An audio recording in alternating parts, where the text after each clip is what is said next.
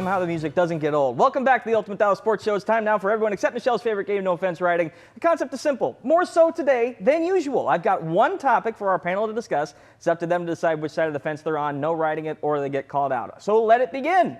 The greatest challenge modern athletes face today is not brilliance, but endurance, career longevity.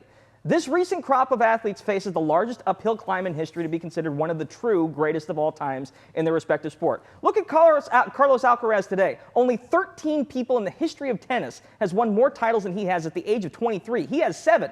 He needs to win that many majors 2.5 more times to be close to the man he beat today, Novak Djokovic. It's not just tennis. Brady and LeBron, I'll throw Ovechkin in there, are the forebearers of a long career in the big four sports, and there are countless examples elsewhere in Olympic sports as well, all while sports is becoming increasingly specialized and optimized. Mac, lead us off here. I think longevity, with the exception maybe of basketball in certain positions in football, has never been easier because of the advances in science, medicine, physiology, nutrition, and technology have allowed these players to play at a high level, the good ones, well into their 30s and sometimes even into their early 40s. So to me, longevity now is much more attainable today than it was at any point previously in the history of any game. Mike? Yeah, I think longevity is the piece of this puzzle that is easy to make happen because of science, because of technology, because of research. And I think that longevity of players like a LeBron, like a Tom Brady, like so many of these players that look like they're going to play, Drew Brees played into his 40s. I think the longevity of the elite players makes brilliance harder, because you keep bumping your head against this. How many guys played their whole career thinking, surely Tom Brady's going to retire at some point and I'm going to get to win a Super Bowl? The entire AFC bumped up against that ceiling forever because Tom Brady wouldn't go away. I think the longevity makes finding that brilliance harder. And I think your example of Alcaraz is a really good one as well. He's done a really nice job of pushing through that ceiling and beating some of these guys like Novak Djokovic that have been around forever.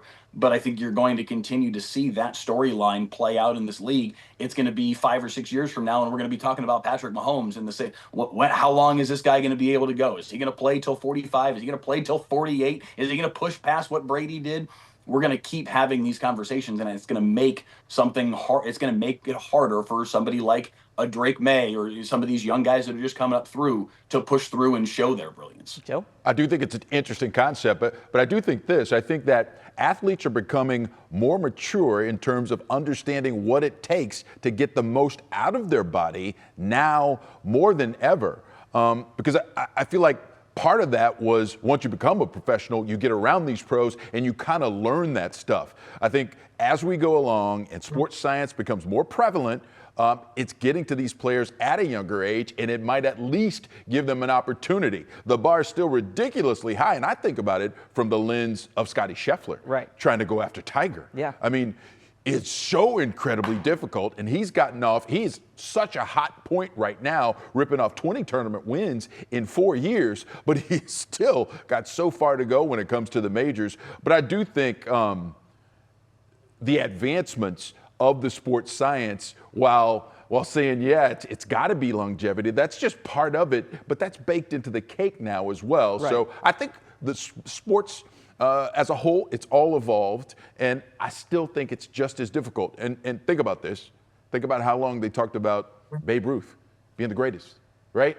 Yeah. So this is what it is. Well, and you want to talk about sports science, try and work with Babe Ruth and what he was eating and drinking prior to games and see where you get. That's all I'm saying. That may have had something to do with who was playing back then. No, yes, absolutely. Yes. But that's part of the discussion here. Mac and Mike, thank you so much for making the time on this Sunday. We really appreciate it. Joe's final take coming up next. Great stuff, guys.